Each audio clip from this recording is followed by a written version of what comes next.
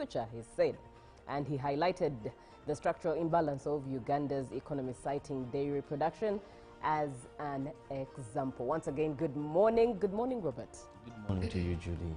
How are you? I'm fine. How are you? Very well, thank you. I don't want to mess with the color, but it looks like green. You're right, it is green. Good morning, Joan. Good morning, Julie. Right, how are you? I'm well, and Joe, how was your night? It was well. I will ask you, I've explained what Tuesdays are like for me every week. Oh. They are extremely swamped, like every other day is busy, but Okay. Tuesday tops it all. But do explain, share your perspective on your experience as to how your Tuesday usually is. It could be true, because, you know, Tuesday is just like a quiet reminder for you that consistency beats chaos. Or when you come through Tuesday, you know, Monday you're still having the weekend blues, and then Tuesday reality sets in. Right. I had these goals, what am I going to do to make them happen? So you go away from the chaos and stick to consistency. Right. What are Tuesdays like for you, Robert? I think for me, they're just like any other weekday. You know, I learn to live one day at a time. Right. And I think for me, all days except Friday, when I feel like now the weekend is coming. When you feel like you're unproductive now. Not unproductive as such, but like I know I'm going into the weekend. Okay. But going back to the President's remarks, one, we're in campaigns. Yeah. And I want to thank His Excellency. Despite being in a time of campaigns, he has so much stuck to national issues. Not saying that other presidential candidates are not addressing national issues, but some of them are making pledges that are hard to fulfill. You know, someone goes somewhere and says, for you, I'll have an entire national park, have an electronic fence. Someone says, for you, I'll remove soldiers from the lake. Someone says, for you, I'll build schools in every parish, 2 schools, 4 schools, then this. So they promise the impossible. And I think it's very important that our people, because when you're going to run a country, you can't go promising in every area gold. Okay. At least promise silver. You know, for you. And Ugandans, it's a time they think through and say, okay, what is the role of a president when he's really in power? What is the role of a member of parliament? What is your take on youths staying away from European football? I'm not so much a sports addict, but this is what I would say, that sports, and most of football, is an area where it has brought solace to many youth and occupied a number of youth. My only challenge is the betting bit of it. Okay. And I'm not against any betting company, but I think here it is doing more harm than good to the Ugandan youth. Because when a person begins thinking that you can make money by just guessing, you know, then John, you can't, that is not sustainable. You people, money that you wake up and say, I have 1,000 shillings, but I'm expecting, if I can get 40 this, million. I can get, exactly. That is very poisonous and dangerous. There are formulas for money. You wake up here to come and work. Right. You know, you begin a business, you know I'm going to get money. So I think that is the problem. John, I see quite a lot going through your mind.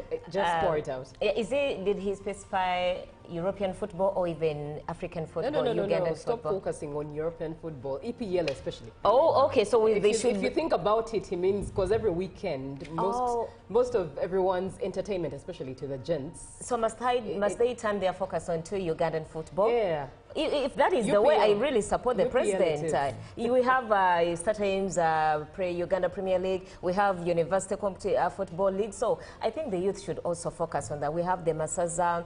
I think Ruben will have to clarify more on that. I'd definitely love to hear Ruben's perspective on this particular matter. And when Robert talks about campaigns and what many candidates are promising Ugandans, well, I guess they are promising a utopia of some sort. But let's have a look at what we have on the local scene. We begin with President Museveni, who campaigned in Namutumba district and appreciated the area's contribution towards stabilization of Uganda, accompanied by the First Lady Janet Kataha Museveni. Museveni addressed Namutumba residents and called upon voters to respect the party flag bearers, and if there is any petition against them, it must be supported by evidence. This was his 65th campaign rally for the president and the flag bearer of NRM. The NRM candidate and the First Lady Janet Museveni also presented the party manifesto to the people of Bugweri district. President Museveni outlined 7 key contributions made by the NRM party to Uganda, as well as future plans for the country's transformation, wealth creation and job creation, plus free education in government schools. General Mugisha Muntu, the Alliance for National Transformation presidential candidate, urged the people of Karamoja to elect leaders of good character who can deliver the region out of poverty. Mugisha Muntu made these remarks while canvassing for votes in Moroto and Napak district.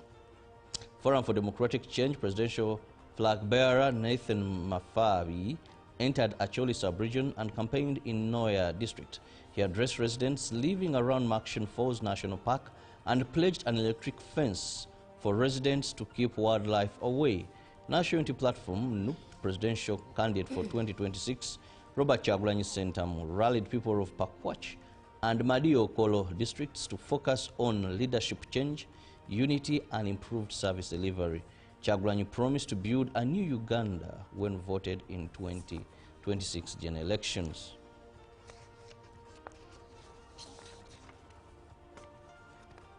Ugandans abroad unite for national progress. At a global diaspora forum, NRM leaders unite and patriotism highlighted key government programs boosting education and economic stability. The powerful call, clear for diaspora's continued support, is vital to fueling Uganda's ongoing transformation and growth. Bowazi Byayesu, head of the NRM Diaspora League, stressed the need for strong patriotism to protect the national's hard-earned gains. He condemned leaders who, after amassing wealth, portray themselves as national icons instead of demonstrating true service and humility. Bob Ruswata, South Africa representative, hailed the rise in student enrollment, noting literacy levels now at 80%. He praised the PDM as a powerful, impactful tool in eliminating poverty. He added that while migration in past decades was driven by political reasons, today it is largely economic, showing the country's progress and stability under the current administration. David Asimwe, the chairman of Tanzania Diaspora League, was visibly moved as he reflected on government's achievements. He urged members to unite in advancing and safeguarding these national gains. The People's Front for Freedom, PFF, renewed calls for justice and release of Dr. Kanokiza Besigye, Haja Bedi Rutale, and others in the same. It is 1 year since the two were detained. Party President Elias Lukwago said the week has been dedicated to prayers for the accused and urged Ugandans to stand in solidarity. Besigye and Rutale were arrested in Kenya in 2004 and extradited to Uganda on charges including treason. Their case was later transferred from the General Court Martial to Civilian High Court after Supreme Court ruling. Lukwago accused authorities of delaying the trial and violating the accused's rights. The PFF appealed for their release and called on human rights institutions to speak out on the matter. Besigye, Rutale, and Captain Olalo Dennis have pleaded not guilty and remain remanded at Luzira Prison as the case continues before Judge Emmanuel Baguma. Now that brings us to the end of our local stories. And yes, going to the global scene now, we have started with our president, the French president Emmanuel Macron, who has insisted that he still has confidence in Volodymyr Zelensky amid the ongoing energy corruption scandal. The Ukraine leader signed a deal for 100 French Rafale fighter jets on Monday, and he said, "I believe in the determination of the Ukrainian people to see the reforms through to the end, and I have confidence in President Zelensky that he will accomplish this," he said, referring to the role which has seen two key ministers ousted and some of the Ukrainian leader's closest allies implicated in $100 million contract scheming.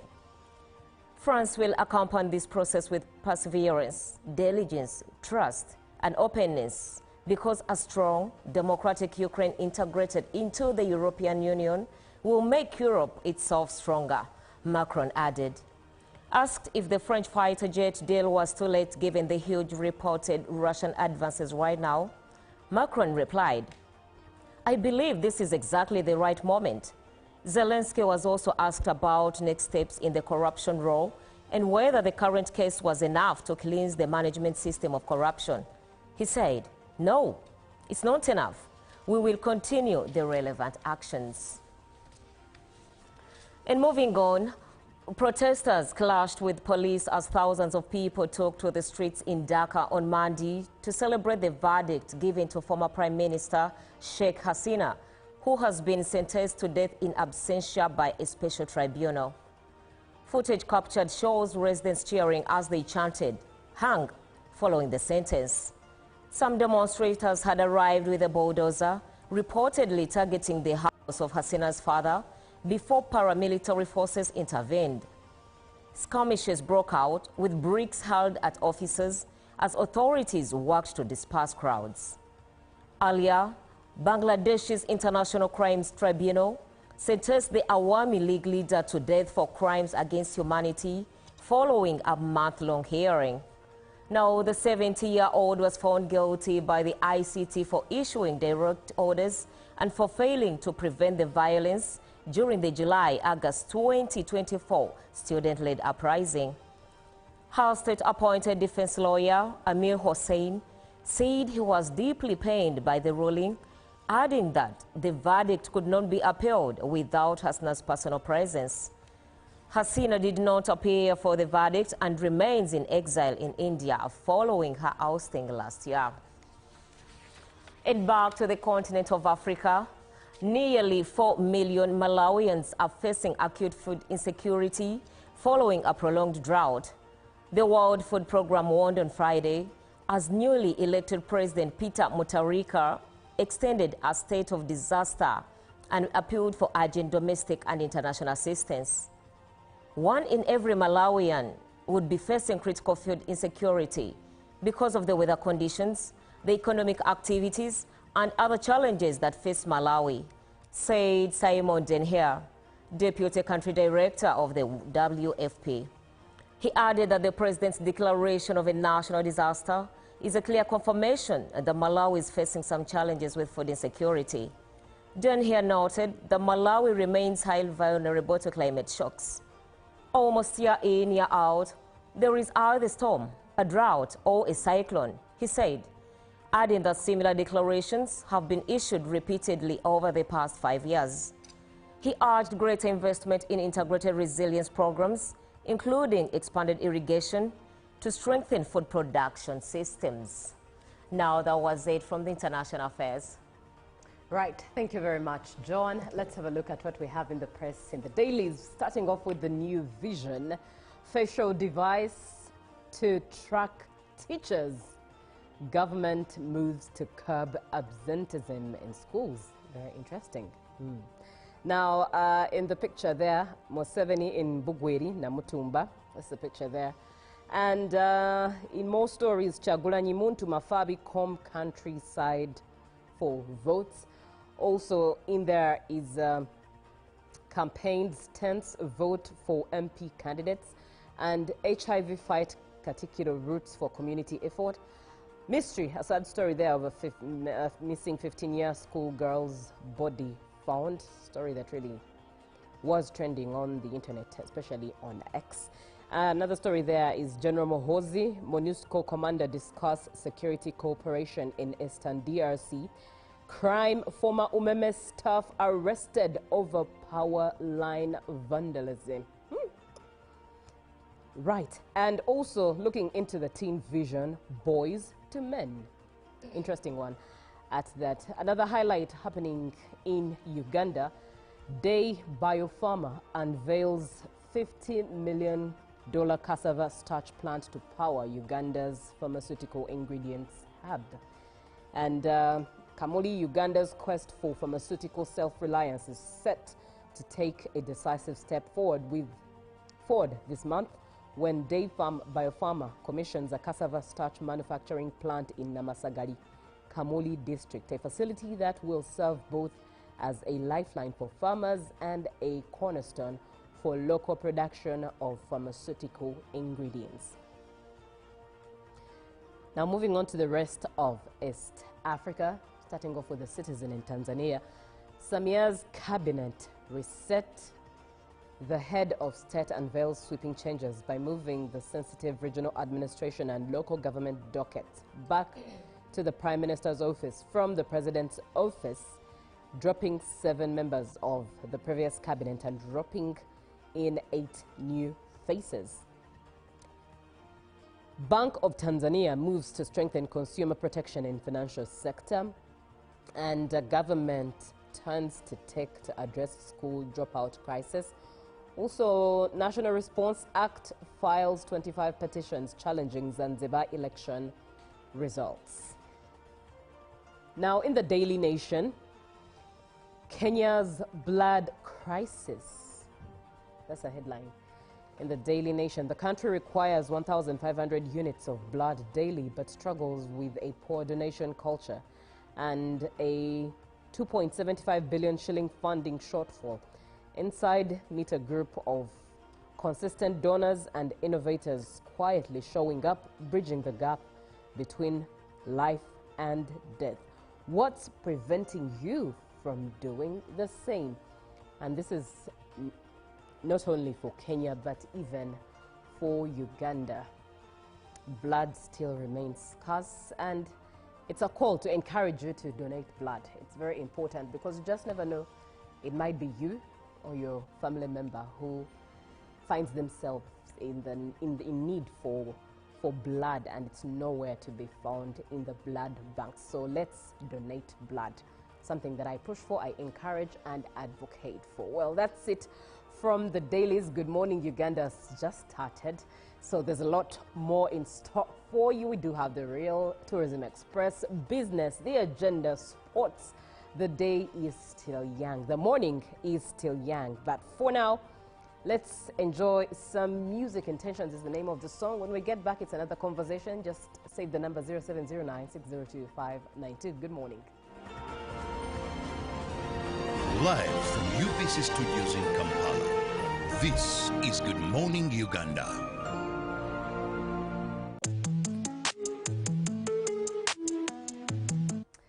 Good morning, Uganda. It's a Tuesday. Well, you could call it the second day of the week or the third day, depending on now when your calendar starts every week. But if you're talking about a whole week without a weekend, well, it's the second day of the week, and one that is meant to inspire you. Now, I don't know about my colleagues here. I'm going to ask them in just a bit.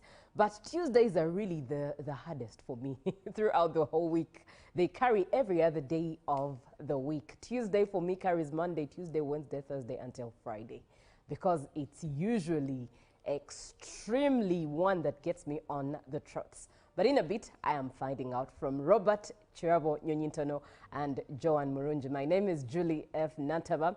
And Uganda slept over the news that President Museveni appointed former IGG Betty Kamya as his advisor on general duties just a month after she exited office. And in another story that has Ugandans talking in regards to matters perspective, really.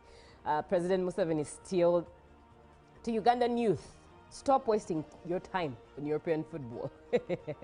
Still, another perspective I'd love to pick from my mates here, and one I really wonder what Ruben would think of this particular perspective. But speaking to journalists at Mbale State Lodge after concluding his Bukedi region campaigns, Museveni emphasized the strategic importance of East African community integration for Uganda's economic future.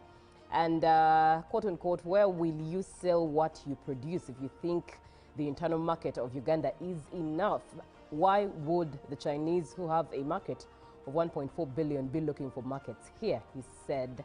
And that's why he made the remarks where he criticized youth preoccupations with football, noting that many jobless young people spend hours betting on sports sometimes with fatal consequences. And quote unquote, it's really amazing when I see fellows, young people, politicians, intellectuals. What are you intellectualizing about? You are not dealing with your future, he said. And he highlighted the structural imbalance of Uganda's economy, citing dairy production as an example. Once again, good morning. Good morning, Robert. Good morning to you, Julie. How are you? I'm fine. How are you? Very well, thank you. I don't want to mess with the color, but it looks like green. You're right. It is green. Good morning, Joan. Good morning, Julie. Right. How are you? I'm well, and Joe, how was your night? It was well. I will ask you. I've explained what Tuesdays are like for me every week. Oh. They are extremely swamped. Like every other day is busy, but Okay. Tuesday tops it all. But do explain, share your perspective and your experience as to how your Tuesday usually is. It could be true, because, you know, Tuesday is just like a quiet reminder for you that consistency beats chaos. Or when you come through Tuesday, you know, Monday you're still having the weekend blues, and then Tuesday reality sets in. Right. I had these goals, what am I going to do to make them happen?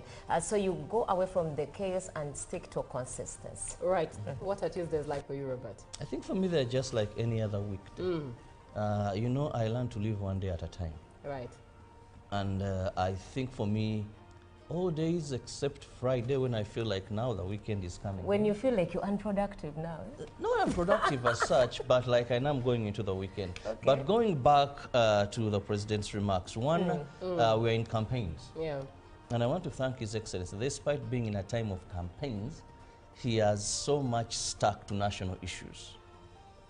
Not saying that other presidential candidates are not addressing national issues, but some of them are making pledges that are hard to fulfill. You know, someone goes somewhere and says, for you, I'll have an entire national park, have an electronic fence. Someone says, for you, I'll remove soldiers from the lake. Someone says, for you, I'll build schools in every parish, 2 schools, 4 schools, then this. So they promise the impossible. And I think it's very important that our people, because when you're going to run a country, you can't go promising in every area gold. Okay. At least promise silver. You know, for you. And Ugandans, it's a time they think through and say, okay, what is the role of a president when he's really in power? What is the role of a member of parliament? What is your take on youths staying away from European football? I'm not so much a sports addict, but this is what I would say, that sports, and most of football, is an area where it has brought solace to many youth and occupied a number of youth. My only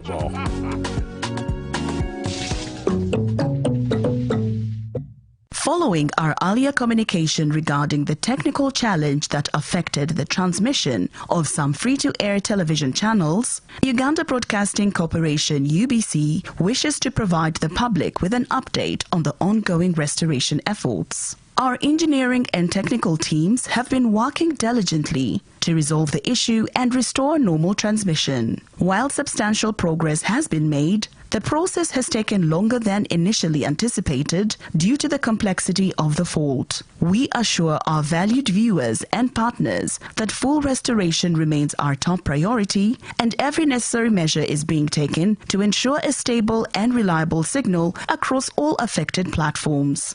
In the meantime, we kindly advise viewers to rescan their TV sets to access the available channels. This will ensure that you can view the channels that are currently broadcasting without interruption. UBC sincerely apologizes for the inconvenience this disruption has caused and appreciates the continued patience and understanding of our audiences as we finalize the recovery process. Further updates will be provided through our official communication channels as progress continues. For additional information, please contact Public Relations Office, Uganda Broadcasting Corporation, UBC. Email info@ubc.go.ug or +256 703 826 623. Exercise can't be sustained. Eating can't be stopped. It's even harder to lose weight. Come and give it a try. Genshikang L-carnitine chromium capsules Plant extract, scientific ratio, take 3 capsules each time. The active ingredient accelerates fat burning,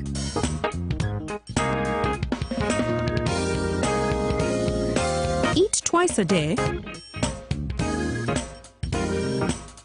don't take a detour. Weight loss starts now.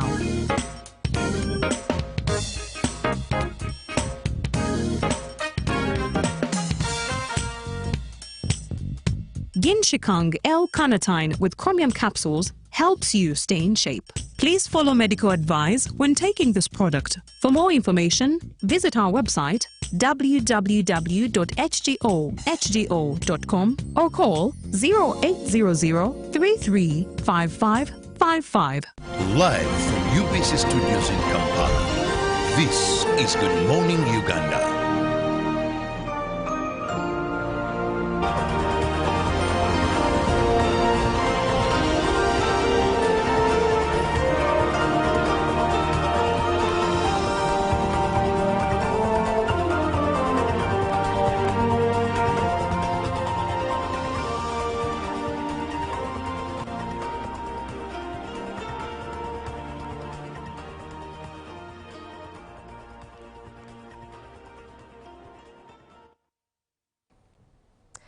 Good morning, Uganda. Thank you so much for watching UBC TV. If you're just joining us, you're welcome. This is Good Morning Uganda. And if you started the show with us, thank you so much. Always means a lot to have you on board. My name is Julie F. Nantaba. I am with Robert Chirabo Nyonyintono and Joan Murungi. And this morning, first and foremost, save the number 0709602592, especially if you attended universal primary education or universal secondary education. And as we speak right now, you are educated, just in case you were to miss out, but you are now educated. Share your opinions, your experience, challenges, as well as benefits that you did experience along your journey of attending UPE or USE. Uganda marks 28 years of universal primary education, and over the weekend, youth who benefited from Uganda's universal primary education and universal secondary education appreciated President Yoweri Kaguta Museveni for introducing free education to transform lives. And the Youth Under Committed Cadres Association organized a national ceremony at Kololo Independence Grounds to mark the 28 years of the program. Now, looking at some of the statistics that we do have, first and foremost, the timelines. 1997 is when UPE was officially launched in Uganda. 10 years later, in 2007, USE, Universal Secondary Education, was introduced. Now, about 2.5 million pupils were enrolled by 1996, and that enrollment increased to over 8.6 million by 2023. Looking at the gender parity, the gap between number of girls and boys in primary school narrowed with the gender parity index improving from 0.88% in 1997 to about 1.04% in 2021. Now, let me engage my colleagues here on set, and I'll start with Robert. Robert, I don't know if you know anyone close to you who attended UPE or USE, or you yourself having gone through any of the systems. Well, I have not gone through any of the systems, but at least I know people who've gone through the systems. And what have you seen from them as a result?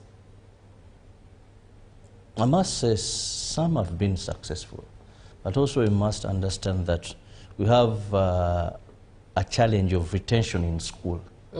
That many people who report for primary one, you may find that about only 30% make it to secondary school. Now, from secondary schools to those that are cut off at senior 4, then go to those that are complete senior 6. So continuity in school to at least university is a challenge. So many go through PE at primary level. Right. But after P7, they vanish in thin air. Now, in a while, I think we'll now look at the role of the different stakeholders, especially the role of the government in this, but also the role of the parents. But let's start with the genesis. Why was it started? Now, first we must understand that we had a challenge of people who could read and write in this country. I'm going to use very simple English. That we had those days where they would write a letter to someone and someone would take to another person to read for them. Now imagine, on the village you would have about 3 or 4 people. Right. Or 5, okay. So you receive a letter, it is written to you, but you have to go to someone and ask that person. That was common. These, you call themselves the Gen Zs. They don't know that there was that time in Uganda. In our generation, we would call that TMI. You know? What is that, Julie? Too much information. Oh. Why are you exposing us to your information? Yeah, so that was reality. But also we had a gap of people who had gone to school, away from reading and writing.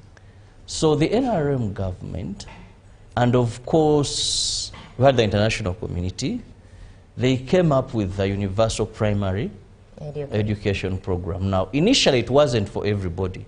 It was looking at 4 children per family. The rest you would educate them, but at least it was targeting 4. That if you have 4 children, then you're blessed, all of them will go in universal education. But after a year or 2, government found it wise that let everybody now go into universal primary education. And I must say, now our literacy levels have improved to over 80% of the population. These 28 years, we've had many Ugandans who can now read and write. And it would surprise you, by the way. Many Ugandans read and write, but not speak. Yes. English? Yes. They may not speak the fluent. You could actually tell from how we use WhatsApp. Most Ugandans communicate through WhatsApp using English. But when you ask them to express themselves in the language, they are unable to. It's a challenge. Okay. Yes. So that was the first thing. Let's reduce literacy levels. Let's have people that are able to read and write, understand what they are reading, understand what they are writing. And I must say, with all the challenges that we shall tackle later, universal primary education and universal secondary education have greatly addressed that level. That let's have even the child of the poorest among the poor, you know what that means, be able to go to school. Because previously, if your father was not able to pay school fees, you would never step in a classroom block. And we had people who would clearly say, "Zesaso kodala," meaning I've never entered school. Today it is by choice. It is by choice that a parent will not allow their child to step into a classroom because the classrooms are there. The teachers are there, not challenges, of course challenges withstanding. But at least you no longer have a Ugandan. You'll have one who would say, I went to school up to primary 7, meaning they never continued. But a child by primary 7, at least they're able to read, they're able to write, they're able to listen and interpret. They're able to read basic, at least if you give them a drug and say, shake before use, they're not going to shake the baby if she's a mother. You know, they'll know that this says shake the drug. Then we no longer have people, at least a child who has stopped in primary 7, if they have not gone for the other, can be able now to read a message, can be able to go to a portal if given guidance and apply for certain things. Can be able, expression is still a problem, but at least now they're able to understand and say, no, this is not what you're telling me, at least this is what is written. And I want to say it has, to a certain extent, as far as fighting that, it has performed greatly. Right, let me come over to you, John, and for you to build on what Robert has already laid as a foundation. What, in your perspective, in your observation, what have you seen as to how UPE and USE have helped Uganda? Have you attended UPE or USE? No, I haven't. Do you have people close? Yes, I know people who are still even attending UPE, USE, and those who have been there. Right. So I think, to a larger extent, the government and the Ministry of Education have done their part. Though there are some challenges like Robert has highlighted. Of course, it was just the inception of such a program, 28 years for a country like Uganda, where we came from as relating to the education system. I think we are heading somewhere, because when you look at, you just told the viewers about the enrollment figures, and right now we are speaking of 8.3 million pupils or students, and I think that is a significant landmark because previously the level of illiteracy was really high, but now that there is massive enrollment, it has contributed to a number of factors. For example, there is delayed marriages because illiteracy is one of the reasons. That's why you find girls are getting teenage pregnancies or there are child marriages. And also, there is also a lower prevalence of HIV infections. The fact that people are told, these people are educated, they are given awareness, they are sensitized. So you find that at least it is a bit, the numbers, the rates at which HIV is prevalent in Uganda is lowering among pupils and students. We can also note this is from mentioning the infrastructure. The government has really tried when it comes to classrooms, although there is still a bit of challenge in maintaining them. But I think for the, you mentioned about, is it Chitebi SS? Yes, yes, I will. When you talk about infrastructure, and sometimes, yes, the government has a role to play. But sometimes, many a times, I also believe those who are running the school on ground have a role to play, because there are two schools I know of, Chitebi SS and Agri Memorial. These two schools, I grew up seeing them, and they were really, you know, very low in substandard. But as we speak right now, you can never believe that Chitebi SS is USE. If you really reach the premises, it's way above even schools that pay, actually offer school fees and tuition fees for their students. And one of the reasons that are told, you know, it's because of the headmaster in that school. He's very proactive. He's always on his tiptoes, thinking for the school. Yes, there are limited resources here and here, but he's mobilizing, he's active, he's using whatever resource is next to him. So if you talk about infrastructure, because I've seen some of these examples, yes. Okay. There is also, you know, there has been a bridging of the gap between the illiterate and the literate girls and boys. You can find that the gap has really narrowed because there is free education and free access. There is also increased workforce. A number of teachers has substantially grown in the past years. And when we look at the statistics right now, there are so many teachers. Actually, most of the teachers who are teaching in private schools want to go and teach in government schools. And taking an example of USA specifically, because they know people are now earning higher. And when the workforce is there, students will also be compelled to go and study. Not forgetting also the best skills development. Teachers teach these students and these pupils what to do. For example, numerical skills that are very important for their social development. And also, we cannot refrain from highlighting cultural values. The UPE schools and USA schools in those ethnic areas, you find that they still incorporate that curriculum of how their culture started, how they're supposed to behave. So I think UPE and USA, that the 28 years, we are on a good track. Right. Thank you very much, John. In case you're just joining in, we are looking at an achievement. Uganda celebrating 28 years of universal primary education. And of course, 1997 was when UPE started. 10 years later, in 2007, USE was introduced as well. 0709602592 is the WhatsApp number that you should engage and be part of this conversation. Now, lots of challenges that I believe Robert will highlight on this as to what challenges this program has had in the space of 28 years. But some of which I've taken note of is when you talk about universal primary education or USE, that it's free education to some of the parents and guardians. It's free, completely free. Zero cost. Zero cost. And you will find that a school that asks for no school fees will ask for maybe 30,000 to buy a rim of pepper, or for you to carry a rim of pepper, or a broom, or whatever requirements really are needed, and a parent will tell you, I don't have that money, so my child won't go to school. And 30,000 Uganda shillings will deny a child, a girl or boy, of their future. Now, thank you very much, Julie. I think for me, I want to begin with mindset being one of the biggest problems of universal primary education. That there are people out there whose mind has been tuned negative to universal primary education. Usually I want to tell a person that he who has not researched has no right to speak. You find someone very negative and you ask them, have you taken any child to UPE? No. No.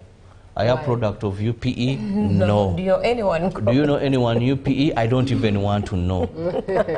And many of them will use the narrative, I don't even want to know. Don't tell me. But the verbal artillery, the venom out of them regarding this program. I've seen many politicians, you know, politicizing it. Politicizing, others bashing it, instead of saying, how do we make things better? And some have even benefited. Yes, some says, you know, and this is a politician. A narrative, building and a you're like, narrative. heavenly sake. You know, this is a program that came to address and so that even the child of the poorest among the poor can go to school. So for you, if you can afford a private school, don't castigate this. See how best can we help the poor also attain education. Now, one of the challenges I said is mindset. You know, when you've tuned your mind to something and it's full of negativity, you won't see the good in it. And you won't even do anything to improve it. So that is one. You find even a man who has 17 children. And you ask him, why aren't your children in school? You pay, but now I can't take my child there. And the one speaking is also not educated. Not educated, but he's leaving the children to do what? Because those days one would think they would hunt, but now we are building everywhere. High degree of bondage. Yes. So that is a bondage. It becomes genetical. Illiteracy becomes genetical from one generation to another. Yes. So that is the channel. Two, when the president and those that looked at UPE thought about it, it was free education. I remember they even said if a child has no uniform, you have no right to deny them from access to school. If a child has not brought something to eat, you have no right to deny them school. Now, the big question is UPE free? We need to address that question. I remember one time, was it during COVID, there's a speech. I love listening to His Excellency when he's speaking, where he said, should we remove UPE and put the money into something else? Because in his view, there was so much money collected from parents, killing the actual purpose. I accept that government's contribution per student is very minimal. Because government does not even contribute a year 50,000 per child in UPE. Those are 3 terms. What government gives per child is not even 50,000. I won't mention the figure. But it does not reach 50,000 per child. But remember, we talked of infrastructure. Yeah. Remember, it pays the teachers. Remember, it buys scholastic materials. It buys scholastic materials. But what it is sending per child. And children must feed while at school. Feeding in universal primary education is also a complicated issue. Now, the big question is universal education free? When you talk about UPE, is it free? Okay, where we would say that parents should chip in. I think that is the right time. Chip in and help out. Are these monies reasonable or they're exorbitant? Because Julie talked about a parent being told, I know of one school, they are told to bring some kilos of beans. Are they 4? Then posho, I think they are 5. Okay. Per child. A kilo goes for about 2,800, 3,000. You know posho very well. How much is? Beans. I don't know posho. I don't eat posho. Well, a kilo of beans, I think, it's 2,800 to 3,000. At least now, now it's 4,000. Okay, if you make, let's make that simple mathematics. A kilo of what? Yeah. Like the best grade. The has best gone grade? to 4,000. Yes. Really? At least. Okay. Yes. So now let's make 4,000. Let's make 4,000 times 4. Okay. You know? Then we go to 3 kilos of posho. How much is a kilo of posho? I don't know. About Godwin, how much is a kilo of posho? 3,000. 3,000. That is 3,000. Now make that quick mathematics. And we see how much if a parent is asked that money. Because we may say parents don't want to take their children. But where we don't have a feeding program at school, these children cannot study on empty stomachs. Now the headmasters, the headmistress, the head of these schools, and I'm told with the PTA, I don't have a child there, but I'm told with the PTA, they sit and agree and say, you know what, let's prepare porridge. At least these children can take a cup of porridge. In the Parents Teachers Association? Yes. Okay. Then they'll arrive at a figure.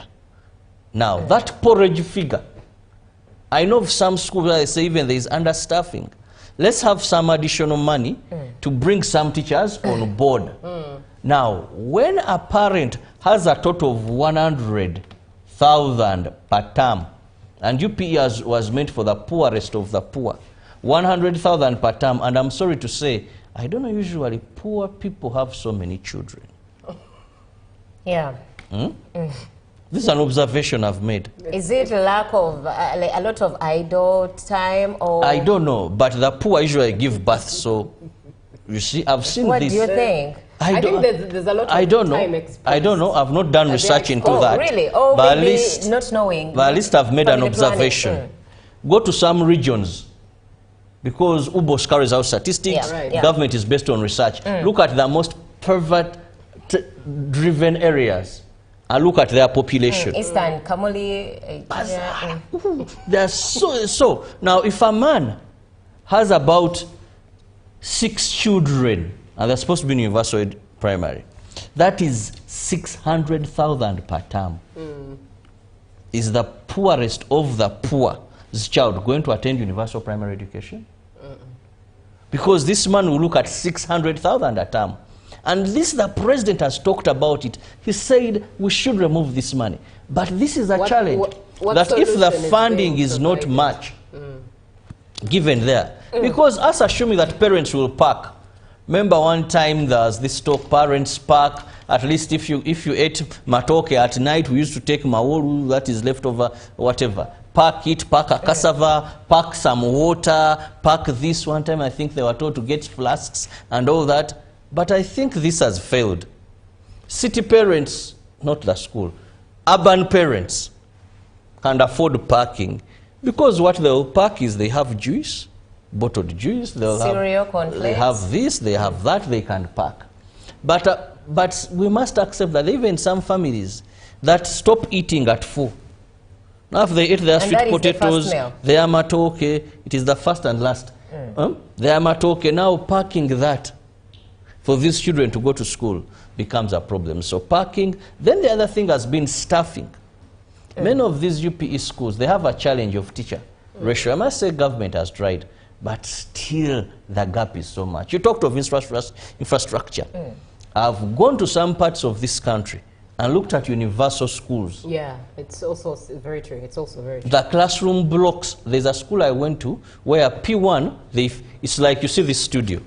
So P1 face this side, P2 face this side. Divided by what, a curtain or? A board, maybe what are they called? Soft boards? Yes. Soft boards, here there was nothing. Wow.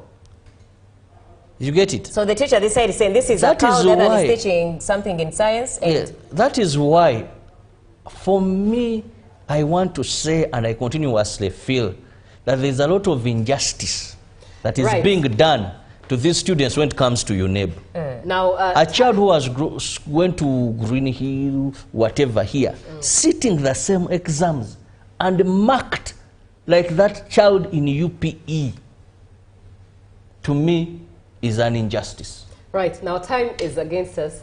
I would love to engage John quickly on what can be done, but let me first engage some of your comments. Good morning, I am Brenda Nwamanya. Cheers to 28 years of UPE. We thank God for our president always. I'm a product of UPE all the way from Kabale. Hashtag I am educated.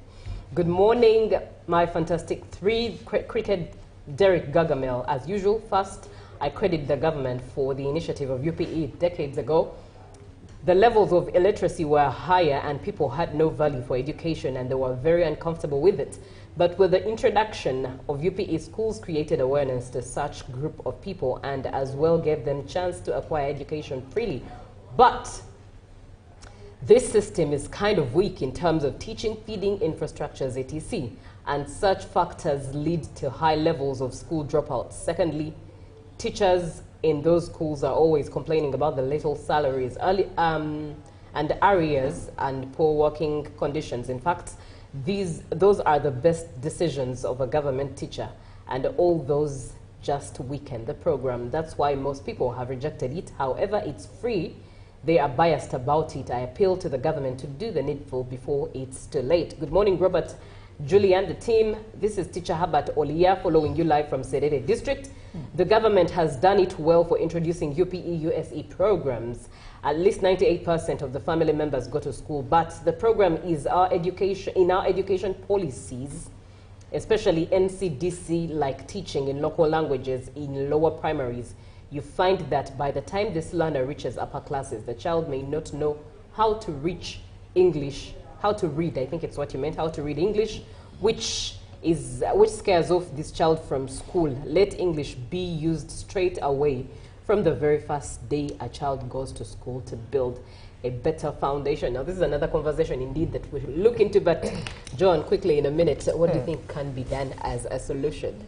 I think the biggest challenge that Robert has mentioned is about funding.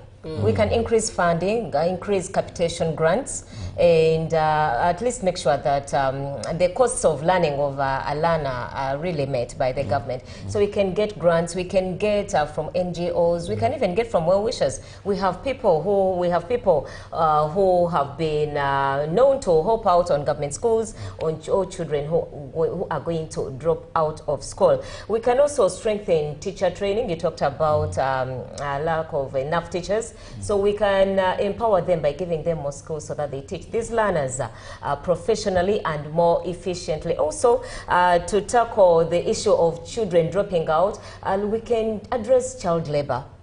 The issues of child labor, or create safe learning environments for the students or for the pupils. For example, we can do away with corporal punishments. We can try to tackle bullying of children, because these are some of the things that lead to school dropouts. And also, we can increase local accountability. Let's empower the district education officers, let them go supervise. I've liked what New Vision has put to the front page today, Julie, what you read, the government to introduce face IDs in order to maximize efficiency and productivity of teachers. We can also target scholarships for vulnerable groups like orphans. We also have the girls or the disabled children, so that they can keep in school. So it's a lot for the interest of time. Indeed. Thank you very much, Joan. An interesting comment comes in, and it's one we'll close with. I'm not so sure if the viewer... Anyway, they say, good morning, ladies and gentlemen in studio. I'm impressed by the lady in green claiming that she doesn't know the price of posho because she doesn't eat it. That's ridiculous. Are you Ugandan? I do not, well, let's leave it at that. The colors, I guess, green. I don't look like I can say those things, so that is why it was. The good thing is she's a lady. Well, it's a lady. Good morning, Uganda. Tourism Express is up next. We do have business, we do have the agenda, we do have sports. Stay tuned.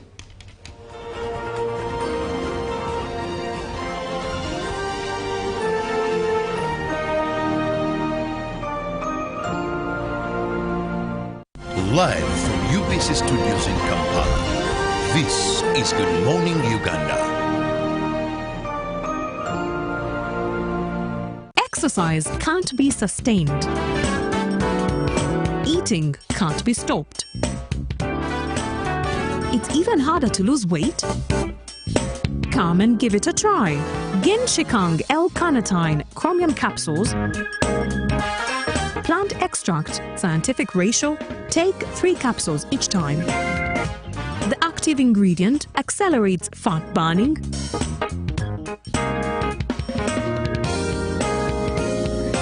Eat twice a day. Don't take a detour.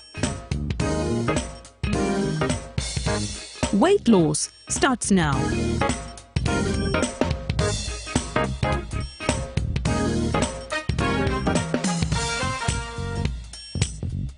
Ginshikang L-carnitine with chromium capsules helps you stay in shape. Please follow medical advice when taking this product. For more information, visit our website www.hgo.com or call 0800 335555. Following our earlier communication regarding the technical challenge that affected the transmission of some free-to-air television channels, Uganda Broadcasting Corporation UBC wishes to provide the public with an update on the ongoing restoration efforts. Our engineering and technical teams have been working diligently to resolve the issue and restore normal transmission. While substantial progress has been made, the process has taken longer than initially anticipated due to the complexity of the fault. We assure our valued viewers and partners that full restoration remains our top priority and every necessary measure is being taken to ensure a stable and reliable signal across all affected platforms. In the meantime, we kindly advise viewers to rescan their TV sets to access the available channels. This will ensure that you can view the channels that are currently broadcasting without interruption. UBC sincerely apologizes for the inconvenience this disruption has caused and appreciates the continued patience and understanding of our audiences as we finalize the recovery process. Further updates will be provided through our official communication channels as progress continues. For additional information, please contact Public Relations Office, Uganda Broadcasting Corporation UBC. Email info@ubc.go.ug or +256 703 826 623. Live from UBC Studios in Kampala, this is Good Morning Uganda.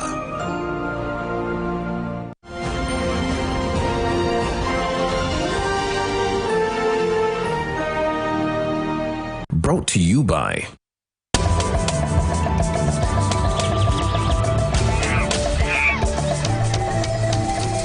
Uniquely Ours. Explore Uganda. It gives me great pleasure to join you this afternoon, for the official launch of the Pearl of Africa Tourism Expo 2026, our nation's flagship tourism and business platform that continues to position Uganda as the heart of Africa's travel story. Today's theme, Wanderlust, beautifully captures what defines every traveler, that irresistible desire to explore, to connect, and to be transformed by new experiences. We just looked at AI as we sat there, and it is true, Wanderlust, because I was asking the students of English, Mrs. Kakoza and others, what is this Wanderlust? And so it is German. Oh, I said, okay. But for us here, we are English. So, but it is a strong, irresistible desire to travel and explore the world. So this is a correct theme, and I congratulate those who have coined this word out. Over the years, Powate has grown beyond being an exhibition. It has become a meeting point of ideas, innovation, and investment. It brings together our local enterprises, regional partners, international buyers, all united by a single goal to make Uganda visible, competitive, and irresistible on global tourism map. Through this platform, we tell our story, a strong story of wildlife and wilderness, of faith and festivals, of adventure, culture, hospitality. We remind the world that Uganda is not just a destination to visit, but an experience to feel and remember.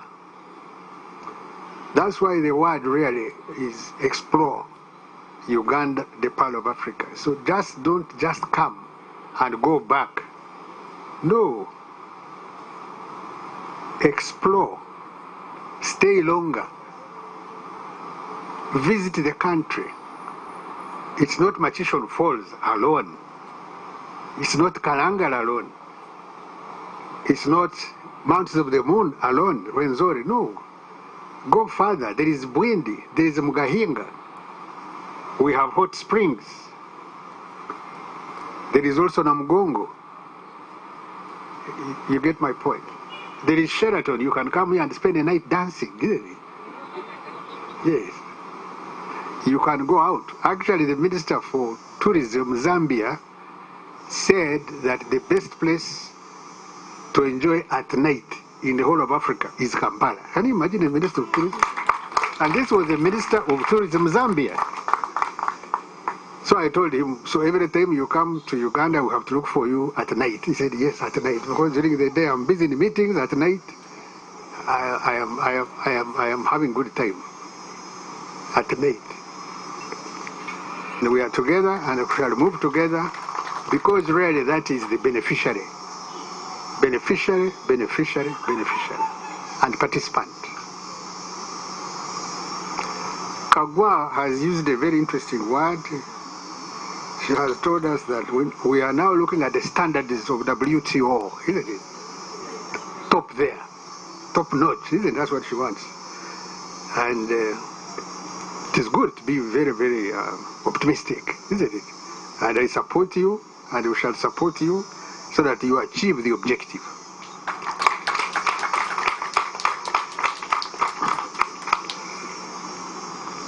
Because when you are writing what we call an operational order is a terminology in the army. You assess the enemy threat, isn't it? What frightens you? How will you? Then you ask for what you want. You ask the commander-in-chief. I want so many tanks. I want so many guns. I want so many battalions. I want so that I can achieve the objective, isn't it? And that's what Kagwa is talking about. She wants to achieve an objective.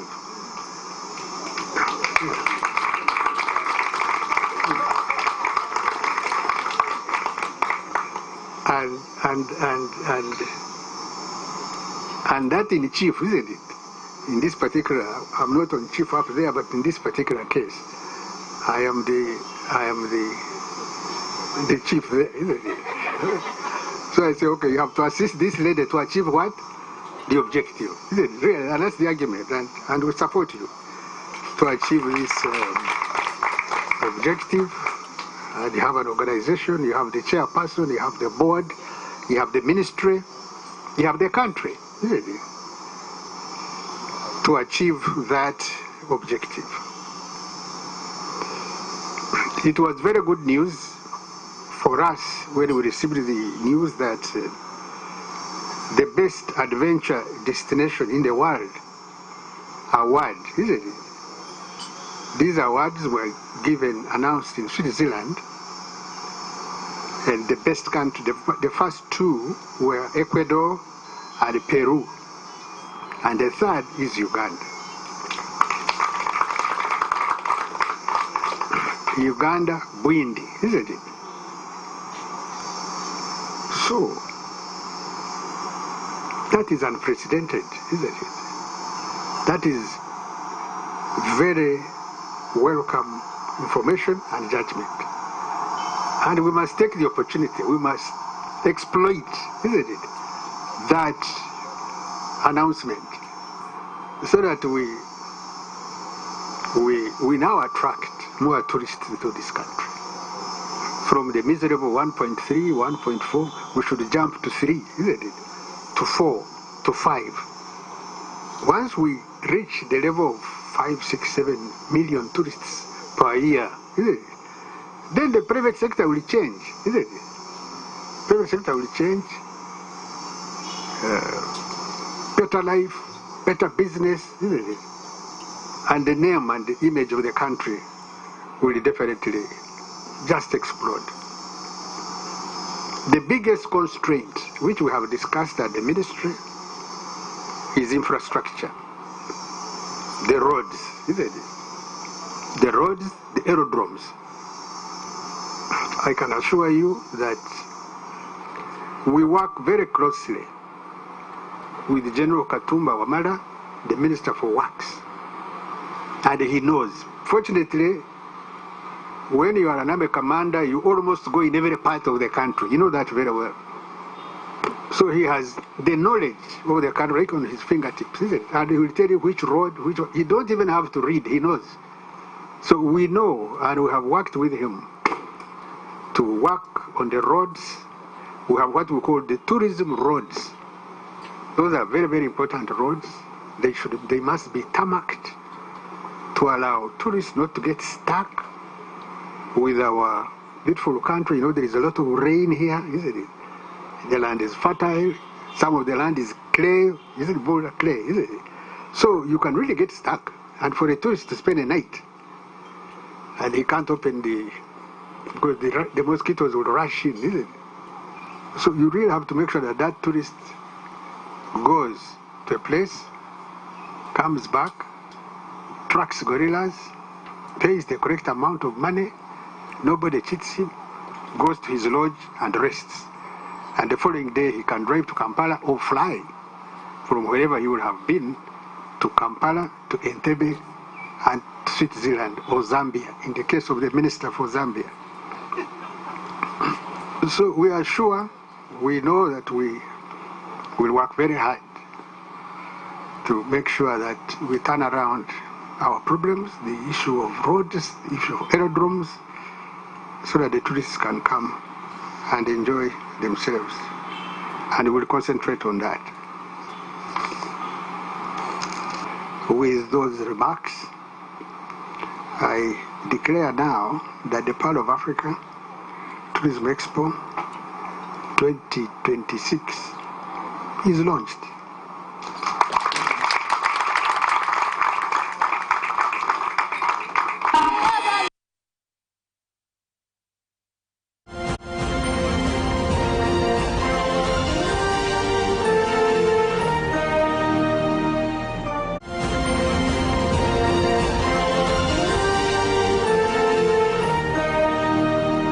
Brought to you by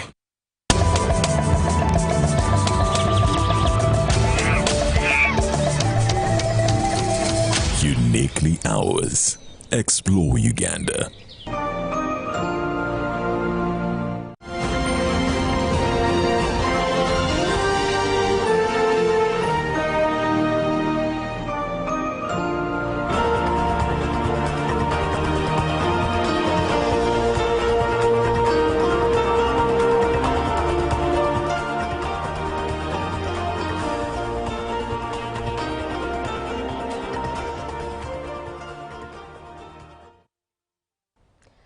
Good morning once again for those of you who are just joining us. This is Good Morning Uganda, and we come to you every single day of the week, Monday to Friday. Welcome back from Tourism Express. There you saw the Honorable Minister of Tourism, Wildlife and Antiquities, Tom Butimi, launching the Pearl of Africa Tourism Expo.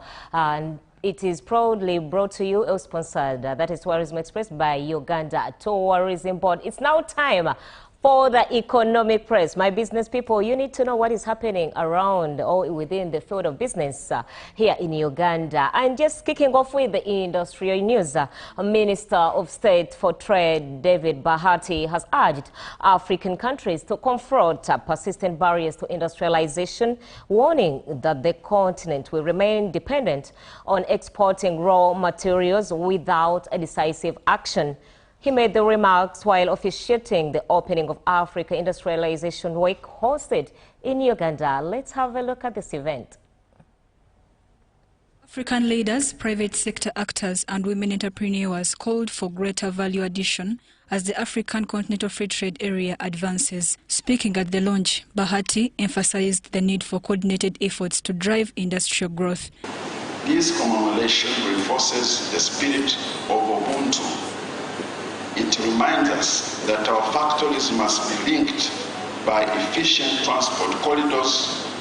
Our digital economies must speak to the same language, and our policies must be harmonized.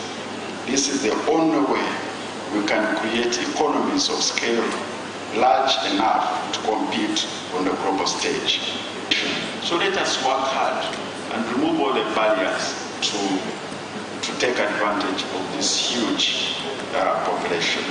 The African Union noted Africa's vast untapped potential, highlighting that women contribute nearly 40% of agricultural output and 70% of informal cross-border trade.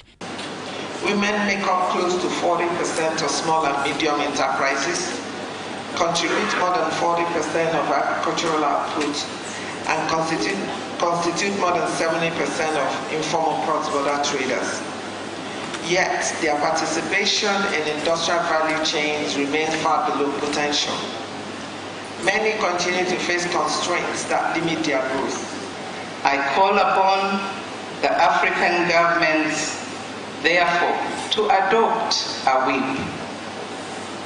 A WIP is another organ that I'm sure will expedite the industrialization and processing by women. Women's organizations pushed for fair financing, adoption of the Women in Processing framework and deeper regional integration. Women continue to face major barriers in accessing industrial finance, owning processing facilities and participating in industrial park development. This forum is designed to change that reality. It provides women in processing with visibility, market access, policy support, and the technical tools needed to scale their enterprises.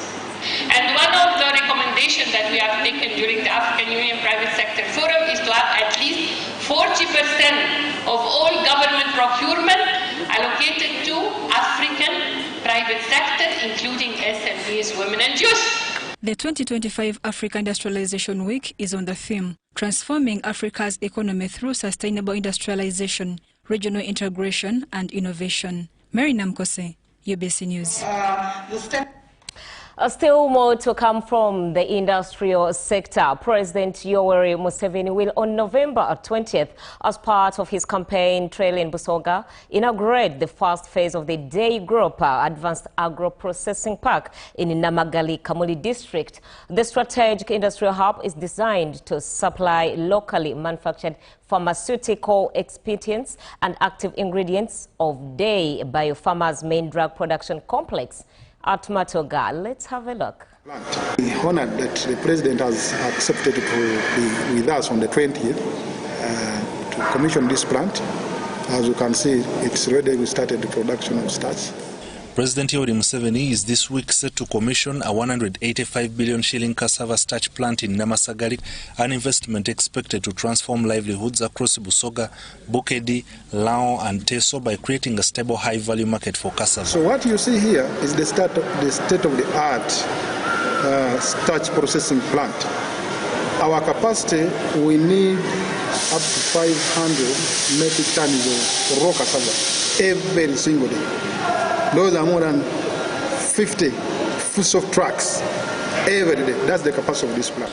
Uganda takes a major step towards pharmaceutical self-sufficiency as Day Biopharma launches this $50 million facility designed to feed the country's growing demand for medical-grade starch. They have confirmed to me that it's the largest starch, fructose, maltose, and glucose plant on the African continent. So by bringing this, we are creating employment. By doing this, we are following this vision of saying let's empower the continent, let's empower the country. Because the government, Ugandans are going to get jobs, and then taxes are going to come from here. That's how we'll be able to develop the region of Busoga and the country. With a daily capacity of 500 metric tons, farmers will earn more than they currently do from sugarcane, thanks to cassava's shorter maturity period and higher returns. Over 3,000 farmers have already been registered, receiving planting materials of high-yield variety developed by Ugandan scientists. We imported a lot of starch. We import a lot of these sugars. So when we realized this, we said, no, as a country, we need to be self-reliant. We've built Matuga factory to ensure that we manufacture all essential drugs. But for us to be able to manufacture essential drugs, we need our inputs. Founder and Managing Director Dr. Matthias Magora says the investment aims to reduce Uganda's reliance on imported pharmaceutical inputs. Africa currently imports nearly 85% of its medicines. Once certified, the plant will produce starch, glucose, malt sugars and fructose for the food, beverage and pharmaceutical industries, with plans to expand. Namasagali's central location makes it ideal for sourcing cassava and accessing regional markets. The starch plant forms part of the 5,000-acre agro-industrial park that will also host an organic fertilizer factory and a biotechnology complex for animal vaccines, including a foot and mouth disease facility already at 50% completion. Day Biopharma's goal is to build a competitive, locally anchored pharmaceutical ecosystem and position Uganda as a regional biomanufacturing hub. Just like we are doing here. Habimana Deo compiled this report. Okay, and in regards to poverty eradication, the Deputy Speaker, Thomas Tayewa, has implored religious leaders in Kigezi region to spearhead a wealth creation to fight poverty. Tayewa led a delegation of over 100 religious leaders from Kigezi region to a 1.3-acre farm run by Richard Nyakana in Fort Portal to benchmark on commercial agriculture. This is a 1.3-acre Nkana farm owned by Richard Nyakana, whose flutes of wealth creation have shaped commercial agriculture in Kabarore district. Those machines are the ones that we use to chop some of these grasses. Nyakana is a role model farmer whom President Yoweri Museveni wants the nation to benchmark. Nyakana started with 3 million loan and currently earns 17 million net income from Nkana farm. The farm has 10,000 chicken and 13 dairy cows. We need actually to study, probably to get more exposed, especially in these areas like the Netherlands and the US, where the smallholder farmers are processing and preserving feeds for years. In August, President Yoweri Museveni directed the Deputy Speaker of Parliament, Thomas Tayewa, to lead the religious leaders from Kigezi region to benchmark on Nkana farm. Over 100 have toured Nkana farm, which sells at least 150 trays of eggs and 130 liters of milk daily. Nyakana employs 15 people. And a tray of eggs here goes for 10,000 on wholesale, which generates about 1.5 million. A liter of milk here goes for 1,200 shillings, farm gate.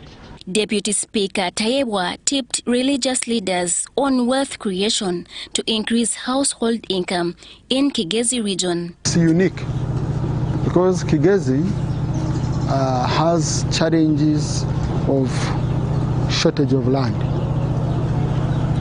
When you look at the household surveys of Kigezi, you find that average land holding per household is even less than 0.5 of an acre. So, and now also the reports have been showing that food insecurity in Kigezi is increasing. we speak on behalf of those that cannot reach to such a places. And the main objective here is, one, to ensure that ourselves become agents of change.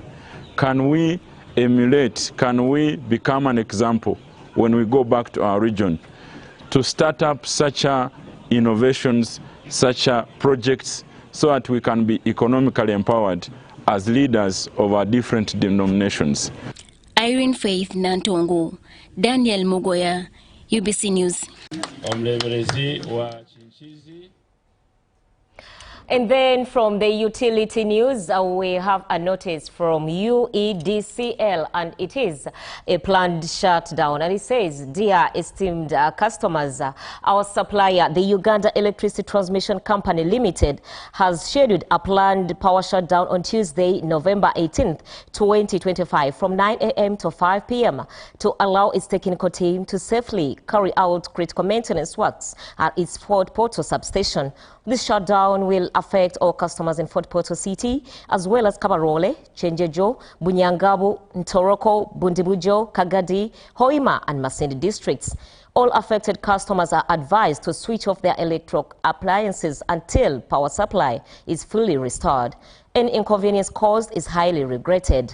Signed by John and Kiza, head corporate and stakeholders affairs. And then, yes, finally wrapping up the business at GMU, we are looking at the forex rates as they stood at on 17th November 2025. And the US dollar was buying at 3,563.68 and sold at 3,573.68. By midday, it bought at 3,573.09 and sold at 3,583.09, while it closed in at 3,569.05 for those who are buying and sold at 3,579.05.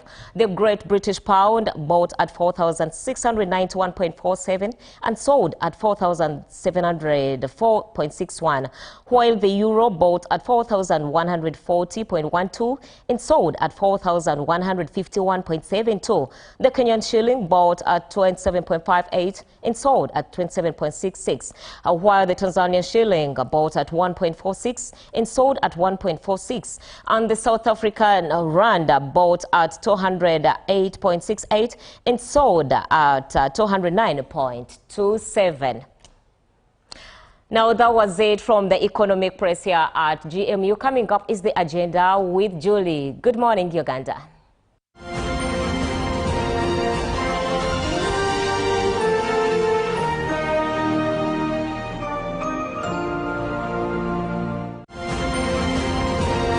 Live from UBC Studios in Kampala, this is Good Morning Uganda. Pick of the day on UBC.